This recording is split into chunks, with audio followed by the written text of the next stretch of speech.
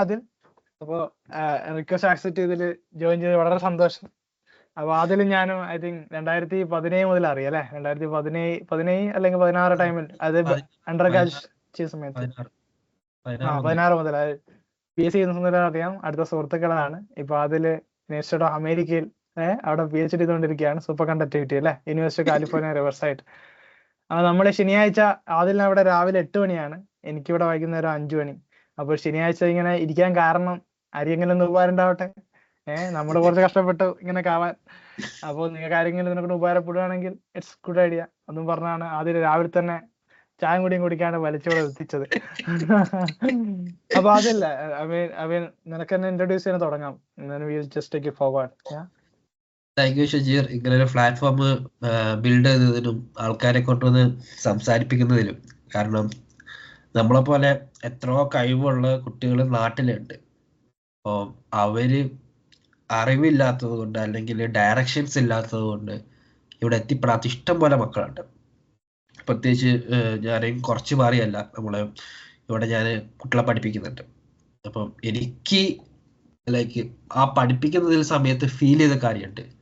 ഇവിടുത്തെ മക്കള് ലൈക്ക് അമേരിക്കയിലെ മക്കള് നല്ല പഠിക്കുന്ന കുട്ടികളുണ്ട്, ഇല്ല ഞാൻ പറയുന്നില്ല, നല്ല അടിപൊളിയായിട്ട് കുട്ടികളുണ്ട്.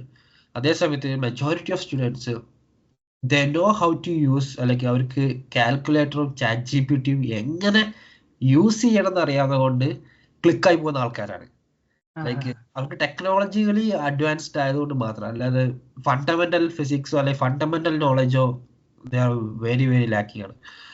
അപ്പോൾ നമ്മുടെ നാട്ടിലെ മക്കൾ വെച്ച് നോക്കുമ്പോൾ ഡിഗ്രി ഒരു കാലിക്കറ്റ് യൂണിവേഴ്സിറ്റി പഠിക്കുന്ന ഒരു കുട്ടീനെ വെച്ച് നോക്കുമ്പോൾ ഫാർ അഹെഡ് ആണ് ആ കുട്ടീനെ വെച്ച് കമ്പയർ ചെയ്യുമ്പോൾ. ആ കുട്ടി കാലിക്കറ്റ് യൂണിവേഴ്സിറ്റി ഫാർ അഹെഡ്, കാരണം അത്രയും നോളജ് ഫസ്റ്റ് ഇയർ കഴിയുമ്പോഴേക്കും അല്ലെങ്കിൽ സെക്കൻഡ് ഇയർ കഴിയുമ്പോഴേക്കും ബിൽഡ് ചെയ്ത് പോയിട്ടുണ്ടാവും, അല്ലെങ്കിൽ ലാബ് ഓപ്പറേറ്റ് ചെയ്യുന്ന കാര്യങ്ങളിലൊക്കെ. ഇപ്പോൾ പല കുട്ടികൾക്കും എന്താണ് എങ്ങനെ ഇവിടെ എത്തണം എന്നറിയില്ല, ഇല്ലെങ്കിൽ എത്തിപ്പിടിക്കാൻ പറ്റുമോ എന്നറിയില്ല. ഇത് ഭയങ്കര ടോപ്പേഴ്സിനുള്ള സംഭവമാണോ എന്നുള്ള തെറ്റിദ്ധാരണ കൊണ്ട് മാത്രമാണ് പലരും ഇവിടെ എത്തിപ്പെടാത്തത്. അല്ലാണ്ട് വേറൊരു വ്യത്യാസമില്ല. ആർക്കും ഇവിടെ അല്ലെങ്കിൽ UK-ലോ US-ഓ കാനഡയോ ഓസ്ട്രേലിയയോ എവിടെയാണെങ്കിലും എത്തിപ്പെടാൻ പറ്റിയ മാത്രമേ ദൂരമുള്ളൂ. അതിനുള്ള ഏറ്റവും വലിയ എക്സാമ്പിളാണ് ഞാനും ഷജീറും ലസനും എല്ലാവരും. അപ്പോൾ ആണ് കാര്യം. അപ്പം നിങ്ങളെ കൊണ്ട് കഴിയും, നിങ്ങൾ ശ്രമിച്ചാൽ കിട്ടും.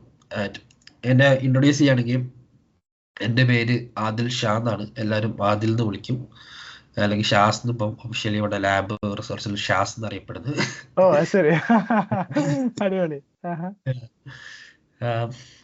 അപ്പോൾ ഞാൻ വർക്ക് ചെയ്യുന്നത് എന്താണ് ജോസൺ ജംഗ്ഷൻ, ലൈക്ക് സൂപ്പർ കണ്ടക്ടിവിറ്റിയിലെ ജോസൺ ജംഗ്ഷൻ എന്ന് പറഞ്ഞ ടോപ്പിക്കിലാണ്. അതിൻ്റെ ഒരു പ്രത്യേക സൈഡായ ion irradiated Josephson junction, helium ions വെച്ചിട്ട് ഇറേഡിയേറ്റ് ചെയ്തിട്ടുള്ള ജോസൺ ജംഗ്ഷൻ, പ്ലാനാർ ജോസൺ ജംഗ്ഷനെ പറ്റിയിട്ടാണ്. അപ്പോൾ ഞാൻ PhD ചെയ്യുന്നത് യൂണിവേഴ്സിറ്റി ഓഫ് കാലിഫോർണിയയിലെ റിവേഴ്സൈഡ് പറഞ്ഞൊരു ക്യാമ്പസാണ്. കാലിഫോർണിയക്ക് 10 ക്യാമ്പസ് ഉണ്ട്, ലൈക്ക് നമ്മുടെ ഇന്ത്യയിലെ IITs പോലെ ക്യാമ്പസ് ഉണ്ട്. ബട്ട് എല്ലാത്തിനും സർട്ടിഫിക്കറ്റ് ചെയ്യുന്നത് ഒറ്റ സർട്ടിഫിക്കറ്റാണ്. സോ എവിടെ പഠിച്ചാലും സെയിം ബെനിഫിറ്റ് ആണ്, കാര്യങ്ങളൊക്കെയാണ്. ഒബിയസ്ലി ലൈക്ക് ക്യാമ്പസ് എക്സ്പോഷർ ചെറിയ വ്യത്യാസം ഉണ്ടാവും ബെക്കളിയും റിവേഴ്സൈഡും തമ്മിൽ, ആ ഒരു വ്യത്യാസമുള്ളൂ. ബാക്കിയെല്ലാം we are bounded to university of California. President ഇതിലേക്ക് ബൗണ്ടഡ് ആണ്. നമുക്ക് ഓഫറും കാര്യങ്ങളൊക്കെ വരുന്നത് അവിടെ നിന്നാണ്, സാലറിയും വരുന്നതൊക്കെ അവിടെ നിന്നാണ്. ഞാനിപ്പം ഏകദേശം 4th ഇയർ തുടങ്ങിയിട്ടുണ്ട്. 1-2 കൊല്ലം കൊണ്ട് ഗ്രാജുവേറ്റ് ആയി തീരുന്ന വിചാരിക്കുന്നത്. പ്രതീക്ഷയിലാണ്. നാട്ടില് കോഴിക്കോടാണ്. നാട്ടില് സാധാരണ ഷജീർ ഫറൂഖ് കോളേജായിരുന്നു, ഞാൻ മണാശ്ശേരി കോളേജിലാണ് പഠിച്ചത് ഡിഗ്രി ഫിസിക്സ്. പക്ഷെ ഞങ്ങൾ ഒരുമിച്ച് മുതൽ സെക്കൻഡ് ഇയർ തുറക്കം മുതൽ ജാം എന്ന് പറഞ്ഞൊരു കോച്ചിങ് സെന്റർ ഉണ്ട്, സേതു മാധവൻ സാറിൻ്റെ. ഞാനൊരു ഷജീറും ലസനും അഭിജിത്തും എല്ലാവരും ഞങ്ങള് പ്രൗഡ്ലി പറയുന്നതാണ് ഞങ്ങളെല്ലാവരും സേതുവിന്റെ സ്റ്റുഡൻസ് ആണെന്ന്. ബാച്ച് എല്ലാവരും എവിടെപ്പം PhD പല രാജ്യത്തിന്റെ ഭാഗത്തായിട്ട് കയറിയിട്ടുണ്ട്. അത് കഴിഞ്ഞ് PG ഞാൻ ജാമിയ മില്ലിയ ഇസ്ലാമിയയിലാണ് ചെയ്തത്, ന്യൂഡൽഹിയിൽ. PG കഴിഞ്ഞ് കോവിഡ് ആയതുകൊണ്ട് കുറച്ച് ഡിലേ ആയിട്ടാണ് കഴിഞ്ഞത്, സെപ്റ്റംബറിലാണ് കഴിഞ്ഞ് ഒക്ടോബറിൽ എനിക്ക് ഓഫർ കിട്ടി, മാർച്ചിൽ അവിടെ ജോയിൻ ചെയ്തു. സോ അങ്ങനെയാണ് ജേണി ഉണ്ടായത്. ആ ജേണീൻ്റെ ഇടയ്ക്ക് ഞാൻ NITC കാലിക്കറ്റിൽ ഇന്റേൺഷിപ്പ് ചെയ്തിരുന്നു, TFRൽ ഇന്റേൺഷിപ്പ് ചെയ്തിരുന്നു, JNUവിൽ ഇന്റേൺഷിപ്പ് ചെയ്തിരുന്നു. ഞാൻ ഫോളോ ചെയ്ത ഒറ്റൊരു കാര്യം ഉണ്ടായിരുന്നുള്ളൂ, ഞാൻ പഠിക്കുന്ന ഇൻസ്റ്റിറ്റ്യൂട്ടിൽ നിന്ന് ഞാൻ തീസിസ് ചെയ്തില്ല. ലൈക്ക് ബാച്ചിലർ തീസിസോ അല്ലെങ്കിൽ മാസ്റ്റർ തീസിസോ ഒന്നും ഞാൻ ചെയ്തത്. So that's help me uh lot. Like എൻ്റെ ഓരോ ലാഡർ ക്ലൈംബിങ്ങിനും അതിനെ ഹെൽപ്പ് ചെയ്തിട്ടുണ്ടായിരുന്നു. It was useful for me. So yeah, ഇതാണ് എൻ്റെ ഒരു ബാക്ക്ഗ്രൗണ്ട്.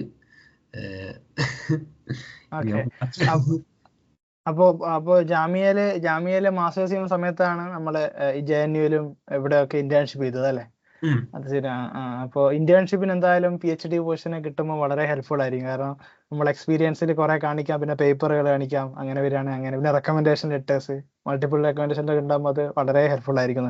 അപ്പോൾ എനിക്ക് ചോദിക്കുന്ന ഒരു ക്വസ്റ്റ്യൻ, എങ്ങനെയാണ് US കാലിഫോർണിയ, എനിക്കറിയാം സ്റ്റോറി എങ്കിലും എല്ലാവരും കൂടി ഹെൽപ്ഫുൾ ആവാൻ, എങ്ങനെയാണ് UC കാലിഫോർണിയയിലെ പ്രൊഫസറായിട്ട് കണക്ട് ആവുന്നത്, എങ്ങനെയാണ് സൂപ്പർ കണ്ടന്റിൽ വർക്ക് ചെയ്യണമെന്നുള്ള ഡിസിഷനൊക്കെ എത്തിച്ചേരുന്നത്, ആ ഒരു ജേർണി എങ്ങനെയായിരുന്നു? സോ ഞാൻ ഡിഗ്രിക്ക് ലൈക്ക് ആസ് യൂഷ്വൽ നമ്മൾ ഡിഗ്രി തേർഡ് ഇയർ ഫൈനൽ ഇയറിൽ ക്ലാസ്സിൽ വെറുതെ ഇങ്ങനെ ബാക്കിൽ ഇങ്ങനെ ഇരിക്കുമ്പം ലൈക്ക് എൻ്റെ പ്രൊഫസർ വന്നിട്ട്, ഡിഗ്രി എടുക്കുന്ന ക്ലാസ്സിൽ പ്രൊഫസർ വന്നിട്ട് ഇങ്ങനെ like condensed matter physics, solid state physics എടുത്തോണ്ടിരിക്കുമ്പോൾ ഞാൻ സൂപ്പർ കണ്ടക്ടറെ പറ്റി പറഞ്ഞു. ഞാൻ അങ്ങനെ കേട്ട് super conductor like zero resistance ആണ്, അങ്ങനെയാണ് ഇങ്ങനെയാണ്, കൊള്ളാലോ പരിപാടി, ഇത് റൂം ടെമ്പറേച്ചറില്ല, അതാ റൂം ടെമ്പറേച്ചറിൽ നിൽക്കാത്ത സംഭവം. ഇതൊക്കെ എൻ്റെ ഫിസിക്സും ബാക്ക്ഗ്രൗണ്ടും കാര്യം പറയുന്നില്ല, ലൈക്ക് അത് എല്ലാവർക്കും അറിയുന്ന കാര്യമാണ്. അപ്പൊ ഇതെന്താണ്, ഇത് കണ്ടുപിടിക്കണമല്ലോ ഒരു ക്യൂരിയോസിറ്റി. അപ്പൊ ഓൾറെഡി ഞാൻ ഡിഗ്രി തീസിസ് അപ്പൊ NITCയിൽ അറ്റ്മോസ്ഫിയർ ഫിസിക്സിൽ ചെയ്തുകൊണ്ടിരിക്കുകയാണ്. അപ്പൊ ഞാൻ ക്യൂരിയോസിറ്റി ഇതെന്താണ് സംഭവം ഡിഗ് ചെയ്യാൻ തുടങ്ങി. പിന്നെ അത് ബാച്ചിലർ തീസിസ് കഴിഞ്ഞ് പിന്നെ അവിടെ തന്നെ സമ്മർ ഇന്റേണായിട്ട് ജോയിൻ ചെയ്ത് അവിടെ വർക്ക് ചെയ്യുന്നുണ്ട്. അത് കഴിയാതെ തരത്തിയാകുമ്പോൾ അവിടുത്തെ പ്രൊഫസർ പറഞ്ഞു I want to switch the field, like ഇങ്ങോട്ട് എനിക്ക് സൂപ്പർ കണ്ടക്ടിവിറ്റിയിലേക്ക് മാറണം, മെറ്റീരിയൽ സയൻസ് സൂപ്പർ കണ്ടക്ടിവിറ്റി. എനിക്ക് കൂടുതലൊന്നും അറിയില്ല, എനിക്ക് പഠിക്കണം എന്ന് പറഞ്ഞു. പഠിക്കാൻ ഇപ്പൊ അത് നമുക്ക് ലൈക്ക് ബുക്ക് വായിച്ച് പഠിക്കുന്നതിനോട് ലൈക്ക് അറിവ് കിട്ടും, ബട്ട് റിയൽ ടൈം അറിവ് കിട്ടുന്ന കൂടുതലാണ് എനിക്ക് കൂടുതൽ താല്പര്യം, ലൈക്ക് ഹാൻഡ് ടച്ച് ചെയ്ത്. അപ്പം എനിക്ക് പഠിക്കണം എന്നാണ്. അപ്പോൾ അവിടെ NITയിൽ ആളില്ല. അപ്പൊ എന്നെ അന്നപ്പോഴേക്ക് എനിക്ക് വേറെ യൂണിവേഴ്സിറ്റിയിൽ അഡ്മിഷൻ കിട്ടി. ഞാൻ അങ്ങോട്ട് പോയി. അവിടെ മെറ്റീരിയൽ സയൻസ് ഡിപ്പാർട്ട്മെന്റ് ആയിരുന്നു, അണ്ണാ യൂണിവേഴ്സിറ്റി പറഞ്ഞിട്ടുള്ളൂ. അവിടെ സൂപ്പർ കണ്ടക്ടിന്റെ ആൾക്കാരുണ്ടായിരുന്നു, അങ്ങോട്ട് തന്നെ പോയത്. ബട്ട് എന്തോ എനിക്ക് അവിടെ അത്ര ലൈക്കായില്ല. അപ്പൊ ഞാൻ ജാമ്യയിലേക്ക് ജമ്പ് ചെയ്തു, ജാമ്യ കിട്ടിയപ്പോൾ ഞാൻ ജാമ്യയിലെത്തി. സോ ഈ ഒരു ത്വര എൻ്റെ ഉള്ളിൽ ലൈക്ക് സൂപ്പർ കണ്ടക്ടിവിറ്റിയെ കുറിച്ച് പഠിക്കണം എന്നാണ്. ഇതൊക്കെ പഠിക്കുക ലൈക്ക് സ്പെഷ്യലൈസ്ഡ് ടോപ്പിക്കാണ്, അതായത് സ്പെഷ്യലൈസ്ഡ് പ്രൊഫസേഴ്സ് പഠിപ്പിക്കണമെങ്കിൽ ആ ഫീൽഡ് എക്സ്പേർട്ടുകൾ. അതും ജാമ്യയിൽ ഇല്ലായിരുന്നു. അപ്പം ഇത് ഇവിടെ ഇല്ല. അവിടെ ഉണ്ടായിരുന്നു ഒരു പ്രൊഫസർ ഉണ്ടായിരുന്നു, അയാൾ പോയി അവിടുന്ന്. ഞാൻ വരുന്നതിൽ 1-2 കൊല്ലം അയാൾ അവിടുന്ന് വേറെ നല്ലൊരു യൂണിവേഴ്സിറ്റി ഇപ്പം കൂടി അടിക്കാൻ. സോ അപ്പൊ പഠിക്കണമെന്നുണ്ട്. അപ്പം പിന്നെ ഞാൻ ലൈക്ക് ഓക്കെ അപ്പം പഠിത്തം നടക്കൂല. അപ്പം ഞാൻ ത്രൂ ഔട്ട് ഇന്ത്യയിലെ എല്ലാ ഈ ഫീൽഡിലെ എക്സ്പേർട്ടുകൾക്കും ഇമെയിൽ അയക്കാൻ തുടങ്ങി, കണക്ട് ചെയ്യാൻ തുടങ്ങി. എന്നിട്ട് അവരോട് പറഞ്ഞ് ലൈക്ക് ചിലരെ ഇപ്പൊ ജേർണിയിലെ പ്രൊഫസർമാരെ ഇൻ പേഴ്സണലിൽ പോയി കണ്ടു പറഞ്ഞു, കാരണം നീ ഫസ്റ്റ് ഇയർ ആണ്, നീ ആദ്യം ക്വാണ്ടം മെക്കാനിക്സിന്റെ ലെവൽ പഠിക്കണം, കണ്ടൻസ് മാറ്റർ കണ്ടുപിടിക്കണം, എന്നിട്ട് കണ്ടിട്ട് കാര്യമുള്ളൂ. ബട്ട് അങ്ങനെ പറഞ്ഞു. ഓക്കെ ശരി എന്ന് പറഞ്ഞു. നെക്സ്റ്റ് ഇയർ വരാന്ന് പറഞ്ഞാൽ പോയി. ബട്ട് സ്റ്റിൽ എൻ്റെ ഹണ്ട് ഞാൻ നിർത്തിയില്ല. ഞാനിങ്ങനെ എല്ലാവർക്കും ഇമെയിൽ, കുറെ ആൾ ഇന്റർവ്യൂവിന് വിളിച്ച് ഞാൻ പറഞ്ഞു എനിക്കൊന്നും അറിയൂല, എനിക്കോ തേങ്ങ അറിയില്ല, ഇങ്ങനെ സംഭവം ഉണ്ടായിരുന്നു, but I want to study this things. അങ്ങനെ TFRലെ പ്രൊഫസർ പറഞ്ഞു, ഇപ്പൊ ഇന്റർവ്യൂ ചെയ്തു. ഞാനിങ്ങനെ ഞാൻ NIT ഇങ്ങനെ സംഭവങ്ങളൊക്കെ ചെയ്തിട്ടുണ്ട്, എനിക്ക് ഫീൽഡ് സ്വിച്ച് ചെയ്യണം, എനിക്ക് പഠിക്കണം എന്ന് പറഞ്ഞു. ഇതെന്താന്നുള്ളത്. ആയിക്കോട്ടെ ശരി ഇങ്ങോട്ട് പോരുക. മൂപ്പര് വരാൻ പറഞ്ഞ് ചെന്ന് മൂപ്പര് ഇൻസ്റ്റിറ്റ്യൂഷന്റെ കാര്യങ്ങളൊക്കെ മൂപ്പരൊക്കെ സെക്യൂരിറ്റി ക്ലിയറൻസ് ലൈക്ക് TFR ആണ്, നേവൽ ബേസിന്റെ അടുത്താണ് കിടക്കുന്നത്, സെക്യൂരിറ്റി ക്ലിയറൻസ് ഒക്കെ വേണം. ഒരടുത്ത സെക്യൂരിറ്റി ക്ലിയറൻസ് ഒക്കെ മൂപ്പർ റെഡിയാക്കി തന്ന്, സ്റ്റേ മാത്രം ഞാൻ എൻ്റെ നോക്കിയാൽ മതി പറഞ്ഞു. ട്രാൻസ്പോർട്ടൊക്കെ TFRന്റെ വണ്ടികളുണ്ട്, ലൈക്ക് ഇപ്പം ബോംബെയിലാണെങ്കിൽ CMCT ലൈക്ക് ശിവാജി ടെർമിനൽ വരെ അവരെ ബസ് ഇടും. അവിടുന്ന് കുറച്ച് അവിടുന്ന് അന്നത്തെ ഒരു 5 രൂപ 6 രൂപ കൊണ്ട് പുറത്ത് എനിക്ക് എൻ്റെ യാതൊക്കെ സ്റ്റേ നിൽക്കുന്ന ഇടത്തിലേക്ക് മുഹമ്മദ് അലി റോഡിലേക്ക് ബസ് കിട്ടും. അപ്പം അത് മാത്രം എക്സ്പെൻസ്. പിന്നെ ഫുഡിന്റെ എക്സ്പെൻസ്, ഫുഡ് TFRന്റെ ക്യാൻറ്റീൻ തന്നെ ചീപ്പാണ്. അതുകൊണ്ട് തന്നെ ഓക്കെ 3 നേരം അവിടെ തന്നെയായിരുന്നു. അപ്പോൾ സിമ്പിളായിട്ട് വലിയ എക്സ്പെൻസ് ഇല്ലാണ്ട് ബോംബെ അത്ര വലിയ മഹാനഗരത്ത് ഇപ്പം ഒരു 3 മാസം പഠിക്കാൻ പറ്റി. അതിനിടയ്ക്ക് മഞ്ഞപ്പിത്തം വന്ന് 2-2.5 ആഴ്ച അങ്ങനെ പോയി. ബാഗ് തിരിച്ചു വന്നിട്ട് പട്ടിയമല പണിയെടുത്ത് കാര്യങ്ങൾ സെറ്റാക്കി. സോ അങ്ങനെ TFRന്റെ വർക്ക് വച്ചിട്ടാണ് പിന്നെ JNU വീണ്ടും അപ്രോച്ച് ചെയ്ത തീസിസിന് വേണ്ടിയിട്ട്. സോ JNU പ്രൊഫസർ ആയപ്പം okay you do something with this guy, they know each other. അപ്പോൾ എന്നോട് അത് റീപ്രൊഡ്യൂസ് ചെയ്യാൻ പറഞ്ഞ് ഓൺ ഡിഫറെന്റ് മെറ്റീരിയൽ, ലൈക്ക് അന്ന് ട്രെൻഡിങ് ഉണ്ടായിരുന്ന ടോപ്പോളജി സൂപ്പർ കണ്ടക്ടേഴ്സ് ആയ നയബിയം ബിസിനസ്സുകൾ. അപ്പോൾ ആ വർക്ക് സ്റ്റാർട്ട് ചെയ്ത് വരുമ്പോഴാണ് നമ്മൾ പാൻഡമിക് ഹിറ്റ് ആയത്. ഫോഴ്സ്ഫുള്ളി നമ്മൾ ഷട്ട് ഡൗൺ ആയി. അപ്പം പിന്നെ റിവ്യൂ ലിറ്ററേച്ചേഴ്സും ലൈക്ക് ഓൺലൈനിലെ കൊണ്ട് ചെയ്യാൻ പറ്റുന്ന ലിമിറ്റഡ് ആയിട്ടുള്ള കാര്യങ്ങൾ വെച്ച് നമ്മൾ കാര്യങ്ങളൊക്കെ ചെയ്തത്. So and end of the day എൻ്റെ PhDക്ക് ഹെൽപ്പ് ആയത് TFRലെ പ്രൊജക്റ്റാണ്. കാരണം ആ പ്രൊജക്ട് ബേസിലാണ് ഇപ്പം ഞാൻ ഉള്ളത്. ഞാൻ എൻ്റെ ഇപ്പോഴത്തെ പ്രൊഫസറെ എങ്ങനെ കണ്ടെന്ന് വെച്ചാൽ ലൈക്ക് ഇങ്ങനെ ലൈക്ക് ആ ഒരു സമയത്ത് കോൺഫറൻസ് എല്ലാം റിമോട്ട് ആയിരുന്നല്ലോ, ലൈക്ക് ഭയങ്കര റിമോട്ടിലായിരുന്നു. അപ്പം ജർമ്മനിയിലൊരു യൂണിവേഴ്സിറ്റിയിൽ ഞാനിങ്ങനെ അപേക്ഷയ്ക്ക് വേണ്ടി ഇങ്ങനെ നോക്കുമ്പോൾ ആ ലാബിലെ പ്രൊഫസർ ഇന്നൊരു കോൺഫറൻസ് ഉണ്ട് നടക്കുന്നുണ്ട് പറഞ്ഞിട്ട് സിമ്പിളി ഞാൻ രജിസ്റ്റർ ചെയ്തപ്പം ലൈക്ക് അറ്റൻഡ് ചെയ്ത് പിന്നെ ടോക്ക് കാര്യങ്ങളുണ്ട്. അപ്പം എൻ്റെ പ്രൊഫസർ ടോക്ക് ചെയ്യുന്നുണ്ടായിരുന്നു. So he was like close to my field, like എൻ്റെ ഫീൽഡ് അഡ്വാൻസ്ഡ് കാര്യങ്ങൾ ചെയ്യുന്നത്. അപ്പോൾ ഞാൻ കുറച്ച് ഡിസ്കഷൻ നടത്തി. പിന്നെ അത് ഇവഞ്ച്വലി ടേൺ ടു ഒരു ഇന്റർവ്യൂ ടോക്കിലേക്ക് അത് മാറി. ഇന്റർവ്യൂ ടോക്ക് പറഞ്ഞപ്പോൾ എൻ്റെ പ്രസന്റേഷൻ ഞാൻ ചെയ്ത് TFR എന്നുള്ള പ്രസന്റേഷൻ കാര്യങ്ങളൊക്കെ ചെയ്ത്. സോ അത് കഴിഞ്ഞ ശേഷം ഹി വാസ് റിയലി ഹാപ്പി, ഭയങ്കര ഇംപ്രസ്ഡ് ആയി. ഓക്കെ ഇവിടെ കയറിപ്പോയി പറഞ്ഞു, പോസിബിൾ ആസ് എയർലി എന്ന് പറഞ്ഞു. അത് ഇന്റർവ്യൂ നടന്ന സെപ്റ്റംബറിലാണ്. ഒക്ടോബറിലാക്കി എല്ലാം സെറ്റായി. ഒക്ടോബറിലാണ് ഇന്റർവ്യൂ നടന്നത്. തന്നെ ഹയർ ചെയ്യാനുള്ള പ്രോമിസ് തന്നു. പിന്നെ എൻ്റെ ഒഫീഷ്യലി പ്രോസസ്സ് വർക്ക് ചെയ്യാനുള്ള ടൈമാണ് ബാക്കി ഉണ്ടായിരുന്നു. ജനുവരി ഡിസംബറിലങ്ങാണ്ട് എനിക്ക് ലെറ്റർ വന്നു. ഡിസംബർ ലാസ്റ്റ് ജനുവരി ഫസ്റ്റിലങ്ങാണ്ട് ലെറ്റർ വന്നു. മാർച്ചിൽ അവിടെ ജോയിൻ ചെയ്തു. അങ്ങനെയാണ്. അപ്പൊ അതിലെ കോൺഫറൻസ് ആണ് ഐഡിയലി മീറ്റ് ചെയ്തത്. അതുപോലെ ഇന്റേൺഷിപ്പ് എക്സ്പീരിയൻസ് ഹെൽപ്ഫുൾ ആയിട്ടുണ്ട്.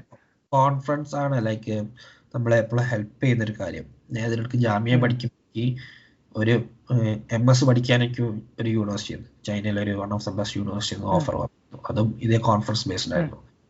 ബട്ട് അതൊരു സൂപ്പർ കപ്പാസിറ്റീസിലായിരുന്നു. അപ്പോൾ എനിക്ക് അത്ര ഒരു ലൈക്ക് ഇല്ലാത്തതുകൊണ്ട് ഞാൻ അങ്ങോട്ട് സ്റ്റെപ്പ് ബാക്ക് അടിച്ചു. കോൺഫറൻസ് നമ്മൾ അപ്പിയർ ചെയ്യുമ്പോൾ അവർക്ക് നമ്മളെ ഫേസ് ഓർമ്മ ഉണ്ടാവും, കാര്യങ്ങൾ ഓർമ്മ ഉണ്ടാവും. Remember you well. അപ്പൊ ഇനി പറഞ്ഞൊരു കാര്യം, ഇപ്പൊ ഡിഗ്രിയിലെ അല്ലെങ്കിൽ PG പഠിക്കുന്ന സമയത്ത് ഇന്റേൺഷിപ്പിന് ധാരാളം പ്രൊഫസർമാർ അപ്രോച്ച് ചെയ്തു, ഇമെയിൽ അയച്ചു, അവരെ കോണ്ടാക്ട് ചെയ്തു, ഇന്റർവ്യൂയിലേക്ക് മാറി എന്നുള്ളതാണ്. അപ്പം യൂഷ്വലി നമ്മള് ഒരു ഫസ്റ്റ് ഇയർ ഡിഗ്രി സ്റ്റുഡന്റ് എന്ന രീതിയിൽ വരുമ്പോഴുള്ള ബുദ്ധിമുട്ട്, ഇന്റർവ്യൂ ഇമെയിൽ അയക്കുന്ന സമയത്ത് അത് പ്രോപ്പർ ആയിരിക്കില്ല. നമുക്ക് തോന്നിയ പോലെ നമ്മളെ സ്റ്റേജ് നമ്മളെ വിവരം വെച്ച് നമ്മളങ്ങ് അയക്കുക ചെയ്യുക. പിന്നെയാണ് നമ്മൾ 3-4 വർഷം തിരിച്ചറിയോ അതൊരു ശരിയായ രീതിയിലല്ല അയച്ചത്, ആ രീതിന്റെ ഫോർമാറ്റ് ശരിയായിരുന്നില്ല, അതിനാവശ്യമുള്ള കണ്ടന്റ് ഉണ്ടായിരുന്നില്ല എന്ന് തിരിച്ചറിയാം. അപ്പൊ എന്താണ് ഒരു ഇമെയിൽ അയക്കുമ്പോൾ ഉള്ള ടിപ്സ് ആൻഡ് ട്രിക്സ് എന്തൊക്കെയാണ്? PhD പൊസിഷൻ ആയാലും ഇന്റേൺഷിപ്പ് പൊസിഷൻ ആയാലും എങ്ങനെ ഫോർമാറ്റ് ചെയ്യണം? ഫോർമാറ്റ് ചെയ്യണ്ടേ ആദ്യം ലൈക്ക് ഫസ്റ്റ് തിങ് നമ്മൾ എപ്പോഴും അയക്കേണ്ട ഒഫീഷ്യൽ ഇൻസ്റ്റിറ്റ്യൂട്ട് ഇമെയിൽ അയക്കേണ്ടത്. നമ്മളെല്ലാവർക്കും ഒരിക്കലും ജിമെയിൽ അയക്കരുത്. അത് മോസ്റ്റ്ലി സ്പാം, അവർക്ക് സ്പാമിലേക്ക് പോവുള്ളൂ. പിന്നെ സബ്ജക്ട് ലൈനിൽ ഒരിക്കലും ഓപ്പൺ പൊസിഷൻ അല്ലെങ്കിൽ എൻക്വയറി ഇങ്ങനത്തെ കീവേഡ്സ് ഉപയോഗിക്കരുത്. കാരണം ഇതൊക്കെ സ്പാം ടാഗ് ഉള്ള കീവേഡ്സ് ആണ്. കാരണം ഒരു പ്രൊഫസർ പറഞ്ഞ 1000-1500 ഇമെയിൽ പെർ ഡേ വരുന്ന ആളാണ്, എല്ലാ ഇമെയിലും വായിക്കും. അപ്പം ഞാൻ ചെയ്തത് സബ്ജക്റ്റിന്റെ പേര്, ലൈക്ക് അവർ ചെയ്യുന്ന റിസർച്ച് ഏരിയന്റെ പേര് വെച്ച് ഇൻസ്റ്റിറ്റ്യൂട്ട് സ്ലാഷ് ഒരു ഹൈഫൺ ഇട്ടിട്ട് എനിക്ക് വേണ്ട ഒരു കാര്യത്തിന്റെ ഒരു ഹിന്റ് അവിടെ ചെയ്തു. പിന്നെ സ്ലാഷ് ഇട്ട് പിന്നെ വേറെ ഒരു കാര്യം, ലൈക്ക് 3 കീവേഡ്സ് അല്ലെങ്കിൽ 2 കീവേഡ്സ് എന്നുള്ള പാറ്റേൺ ഫോളോ ചെയ്ത്. അല്ലെങ്കിൽ ഇപ്പോൾ ഏതെങ്കിലും പ്രൊഫസർ റെക്കമെൻഡ് ചെയ്തിട്ടാണ് ഞാൻ ഇമെയിൽ അയക്കുന്നെങ്കിൽ ഞാൻ റെക്കമെൻഡ് ചെയ്ത ആളുടെ പേര് ഞാൻ കൊടുക്കും. Professor XYZ from ZY2 university എന്ന് പറയും. ആ പേര് കാണുമ്പോൾ തന്നെ this is something important email എന്ന് വെച്ചാൽ ഓപ്പൺ ചെയ്യും. ഓപ്പൺ ചെയ്ത് കിട്ടലാണ് നമ്മുടെ ഫസ്റ്റ് പ്രയോറിറ്റി. ഓപ്പൺ ചെയ്ത് അവരെന്തായാലും വായിക്കും. whatever you write they will going to read and you CV എടുത്ത് നോക്കും. അത് ഓപ്പൺ ചെയ്ത് കിട്ടലാണ് നമ്മുടെ പ്രയോറിറ്റി 1 ആയിട്ടുള്ള കാര്യം. ഓപ്പൺ ഞാൻ പണ്ട് ഞാൻ എന്തൊക്കെ എഴുതി വെച്ച് ലൈക്ക് ശരിക്കും എഴുതേണ്ടത് ആളുടെ ഇപ്പം ഞാൻ ടിപ്പിക്കലി പറയുന്നതാണ്, യൂറോപ്യൻ സൈഡിലൊക്കെ ആണെങ്കിൽ ഡിയർ വെച്ചിട്ട് ചെയ്യും, അമേരിക്കൻ സൈഡിലൊക്കെ ആണെങ്കിൽ ഹായ് വെച്ചിട്ടും ഹായ് പ്രൊഫസർ XYZ എന്നിട്ട് സിമ്പിളായിട്ട് മിനിമൽ വേർഡ്സിൽ കാര്യങ്ങൾ എഴുതണം. ലൈക്ക് ഞാൻ ഇന്ന യൂണിവേഴ്സിറ്റി എന്നാണ്, എനിക്ക് ഇന്ന താല്പര്യങ്ങളുണ്ട്, ചെയ്യാൻ ഇവിടെ പൊസിഷൻ ഉണ്ടോ, എൻ്റെ CV അറ്റാച്ച് ചെയ്യുന്നുണ്ട്, നമുക്കൊരു ഡിസ്കഷൻ വെക്കാൻ പറ്റുമോ, ഇത്രയും മിനിമലിസ്റ്റിക്കലായിട്ട് എഴുതിയ. കാരണം പ്രൊഫസർമാർക്ക് അത്രയും താല്പര്യം, കാരണം അവർക്ക് ഒറ്റ കണ്ണോട്ടത്തിൽ പരിപാടി കഴിഞ്ഞ് പിന്നെ CV സിമ്പിൾ CV ലൈക്ക് ഒറ്റ നോട്ടത്തിൽ അവർക്ക് കാര്യം മനസ്സിലാകുന്ന രീതിയിലുള്ള സിമ്പിൾ CV കൊടുത്തു കഴിഞ്ഞാൽ ഒബിയസ്ലി അവർക്ക് ഇമെയിൽ റെസ്പോണ്ട് ചെയ്യാൻ ചാൻസ് കൂടുതലാണ്. കാരണം അവർക്ക് കൂടുതൽ വർക്ക് ലോഡ് ഇല്ല. 2 minutes കൊണ്ട് അവർ ഇമെയിൽ റീഡ് ചെയ്ത് പരിപാടി കഴിച്ച് റെസ്പോണ്ടും ചെയ്തവർ പോകും. അവർ താല്പര്യം പറയും, അല്ലെങ്കിൽ റെക്കമെൻഡ് ചെയ്യണ അവർ പറയും. അപ്പം ഇതാണ് ശ്രദ്ധിക്കുന്നത്. ഏറ്റവും മിനിമലിസ്റ്റിലേക്കായി കാര്യങ്ങൾ ചെയ്ത് 1-2 ലൈൻസിലുള്ള ഒരു ചുരുങ്ങിയത് ഒരു പാരഗ്രാഫ് പോലെ ഒന്നും എഴുതാൻ നിൽക്കരുത്. ആർക്കൊന്നും വായിക്കാൻ നേരമില്ല, അവരൊന്നും ആരും വായിക്കാനും പോലും. ഇപ്പോഴത്തെ കുട്ടികളുടെ advice like copilot ChatGPT use ചെയ്യുക ഇമെയിൽ ഫ്രെയിം ചെയ്യുന്നതിന്. ഇംഗ്ലീഷ് വൊക്കാബുലറി നന്നായിട്ട് ഇമ്പ്രൂവ് ആവും. സ്റ്റൈൽ തന്നെ അങ്ങോട്ട് മാറി. സോ അത് എസ്പെഷ്യലി നമ്മൾ കൺവേ ചെയ്യേണ്ട കാര്യങ്ങൾ പ്രോപ്പറായിട്ട് കൺവേ ആവും. അതാണ് കൺഫ്യൂഷൻ വരില്ല. ഇമെയിൽ ഡ്രാഫ്റ്റ് ചെയ്യാൻ ശ്രദ്ധിക്കുന്നുണ്ട്. പിന്നെയുള്ള ചോദ്യം പറഞ്ഞാല് പറഞ്ഞു ഡിസംബറിൽ PhD ഓഫർ കിട്ടി ആ സമയത്തേക്ക്. അപ്പോൾ ഈ US യൂണിവേഴ്സിറ്റി അപ്ലൈ ചെയ്യുമ്പോഴുള്ള അപ്ലിക്കേഷൻ പാക്കേജിൽ എന്തൊക്കെ ഉൾപ്പെടുത്തണം, പിന്നെ അവിടെ അപ്ലിക്കേഷൻ ഫീസ് എങ്ങനെയാണ്, പിന്നെ ഒരിക്കൽ ഓഫർ ലെറ്റർ കിട്ടിക്കഴിഞ്ഞാൽ വേറെ എന്തൊക്കെ ഡോക്യുമെന്റ്സ് ആണ് യൂഷ്വലി അറേഞ്ച് ചെയ്യേണ്ടി വരിക? അപ്പൊ എനിക്കൊരു ഓഫർ ലെറ്റർ കിട്ടിക്കഴിഞ്ഞാൽ what is the next step, how long it will take, അങ്ങനെ? ഓക്കെ, അത് തുടങ്ങുന്നതിന് മുന്നേ ഞാൻ ടിപ്പിക്കൽ അഡ്മിഷന്റെ കാര്യം, ഞാനൊരു ടിപ്പിക്കൽ അഡ്മിഷൻ അല്ലായിരുന്നു, എൻ്റെ സ്പെഷ്യൽ അഡ്മിഷൻ ആയിരുന്നു. സോ എൻ്റെ പ്രോസസ്സും കാര്യങ്ങളും സ്ലൈറ്റ്ലി ജനറൽ കേസിന് ഡിഫറെൻ്റ് ആണ്. കാരണം ഞാൻ ഇൻബിറ്റ്വീൻ അക്കാഡമിക് ഇയറിന്റെ ഇടയിലാണ് ജോലി പ്രൊഫസർ റിക്വസ്റ്റ് സ്പെഷ്യൽ റിക്വസ്റ്റ് പ്രകാരം മാറ്റിച്ചാണ് കയറിയത്. So slightly different. Typical admission cycle പറയുകയാണെങ്കിൽ ലൈക്ക് നമ്മൾ 1 year അഹെഡ് പ്ലാൻ ചെയ്യണം. ഇപ്പം 2025 ജോയിൻ ചെയ്യണമെന്ന് വിചാരിക്കുന്ന ആള് 2024 അപ്ലിക്കേഷൻ ഉണ്ടാവും. സോ അതാണ് ഒരു സ്റ്റാർട്ട്. 1 year ആണ് ഒരു അപ്ലിക്കേഷൻ പ്രോസസ്സ് എടുക്കുന്ന ടൈം. അതിൽ അപ്ലിക്കേഷൻ ആദ്യത്തെ വേണ്ടത് obviously you should have A proof, like mandatory അല്ല ബട്ട് ഇറ്റ്സ് റെക്കമെൻഡഡ് ആണ്. ലൈക്ക് പ്രൊഫസറെ ഉണ്ടെങ്കിൽ അത്രയും നല്ലത്. കാരണം going to like read thousands of എന്താണ് അപേക്ഷകൾ ഉണ്ടാവും.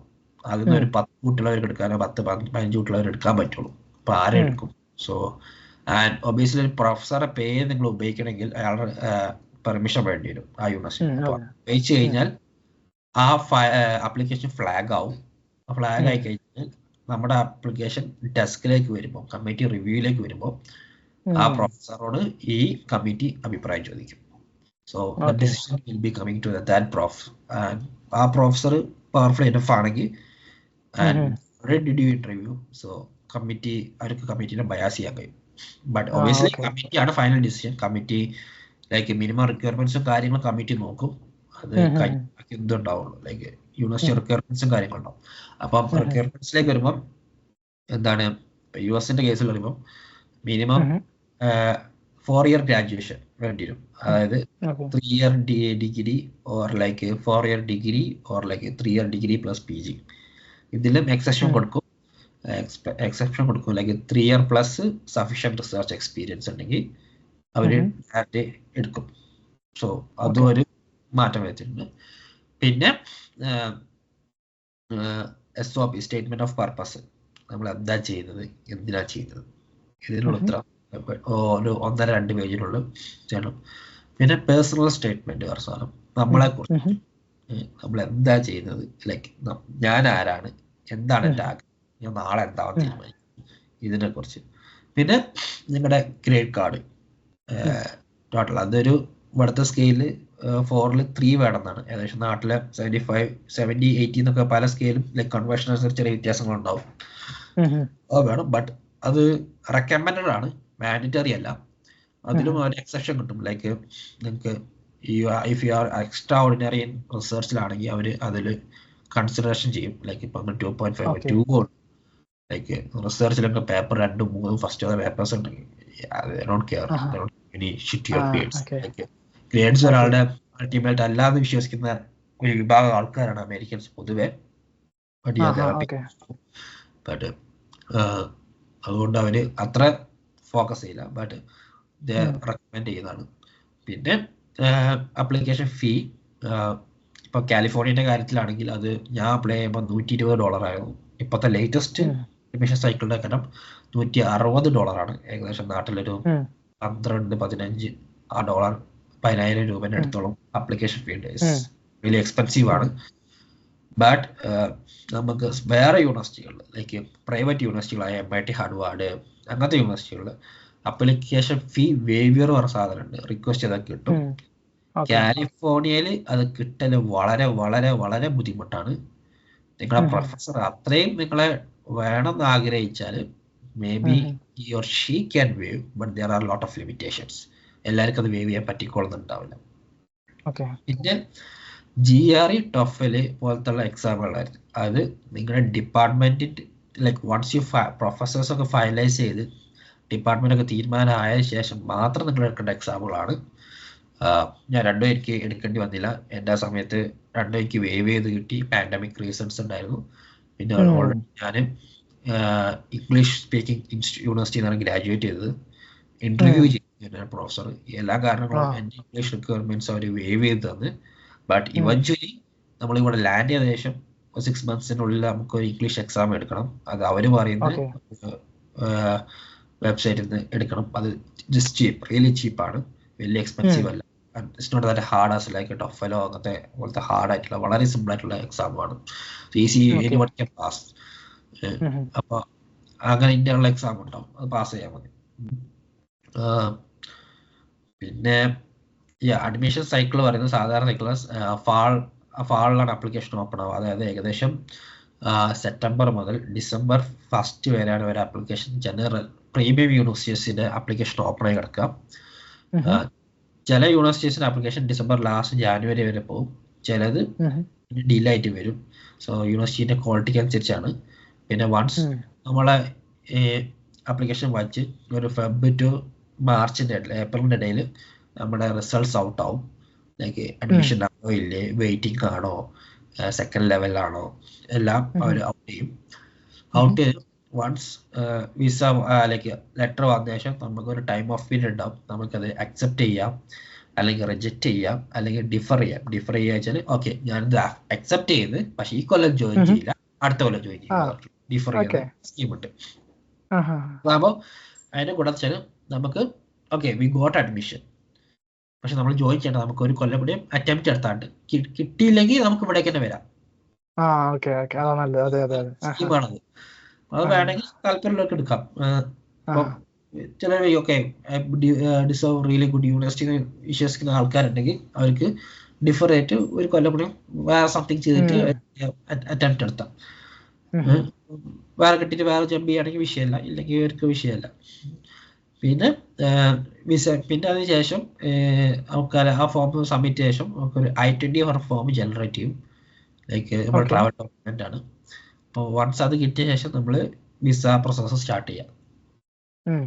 സോ വിസ പ്രോസസ്സ് 2-3 ലെയറിലായിട്ടുള്ള വിസ പ്രോസസ്സാണ്. ലൈക്ക് ഡോക്യുമെന്റ്സ് അപ്ലോഡ് ചെയ്യണം, കാര്യങ്ങൾ ചെയ്യണം.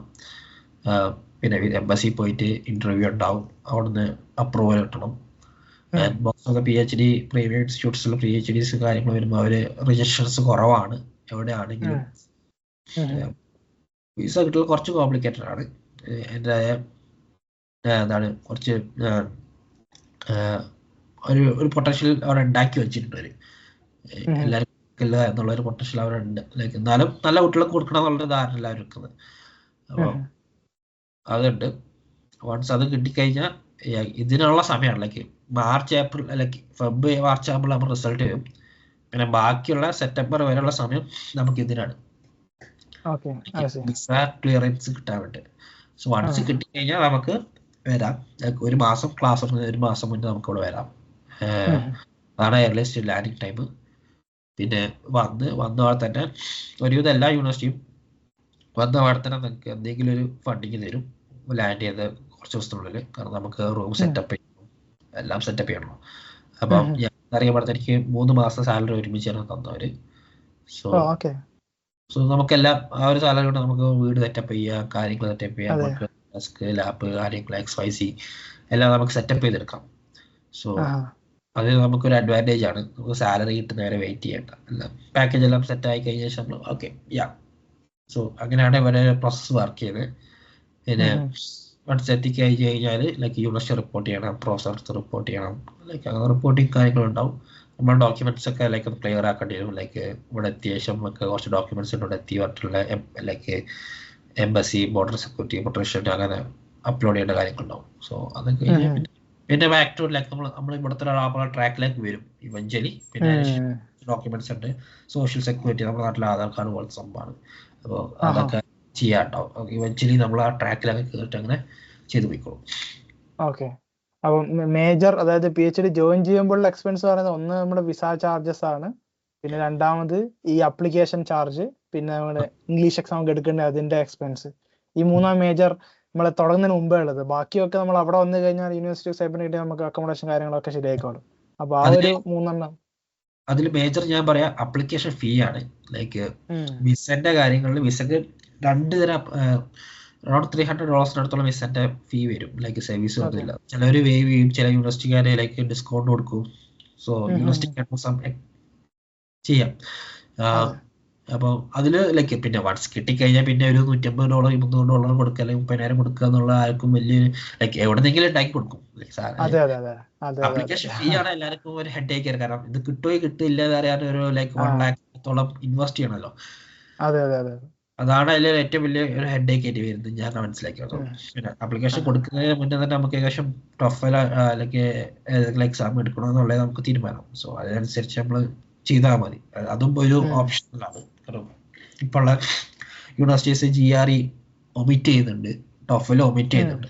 അവർക്ക് ഒരു തോട്ടുള്ളിൽ വന്നിട്ടുണ്ട് this is not good enough, അല്ലെങ്കിൽ ഇതൊരു മാൻഡറ്ററി ആക്കരുത്, അല്ലെങ്കിൽ ഇറ്റ്സ് ഒരാൾ അളക്കാനുള്ള സ്കെയിലല്ല എന്നുള്ളൊരു അത് പാൻഡമിക് ഒരു ഇൻഫ്ലുവൻസ്ഡ് ആണ് എന്നാണ് ഞാൻ മനസ്സിലാക്കുന്നത്. ഇവിടെ ഒരു തിരിച്ച് റീഇംപ്ലിമെന്റ് ചെയ്യുക എന്നുള്ളത് അറിയില്ല. ബട്ട് ഒബിയസ്ലി എന്താണ് GRE സബ്ജക്റ്റ് പറഞ്ഞൊരു എക്സാം ഉണ്ടെങ്കിൽ, നിങ്ങളുടെ സബ്ജക്റ്റ് ഉണ്ടെങ്കിൽ ലൈക്ക് ഫിസിക്സിനുണ്ട്, കുറച്ച് സബ്ജക്റ്റുകളുണ്ട് ഉണ്ടെങ്കിൽ എടുക്കുന്നത് ബെസ്റ്റാണ്. കാരണം അത് ക്ലിയർ ചെയ്ത് കഴിഞ്ഞാൽ അതൊരു PG ലെവൽ, നമ്മുടെ നാട്ടിലെ PG ലെവൽ എൻട്രൻസ്, ജാമ്യന്റെ PG ലെവൽ എൻട്രൻസ് എക്സാമിന്റെ ക്വസ്റ്റ്യൻ പേപ്പറിന്റെ അത്രയും വെയിറ്റേജ് ഉള്ളൂ. അപ്പോൾ ഈസിയാണ് ക്രാക്ക് ചെയ്യാൻ. PG പഠിച്ച ഒരാൾക്ക് ക്രാക്ക് ചെയ്ത് കഴിഞ്ഞാൽ എന്താണ് പിന്നെ നിങ്ങൾ വേറെ എക്സാം ഒന്നും എടുക്കണ്ട. കാരണം ആ എക്സാമിൽ നിങ്ങൾ 90-95 സ്കോർ അടിച്ചിട്ടുണ്ടെങ്കിൽ പിന്നെ അവര് ബാക്കിയുള്ള 95 ഫിസിക്സിലുണ്ട്, ഇപ്പൊ നോക്കാല.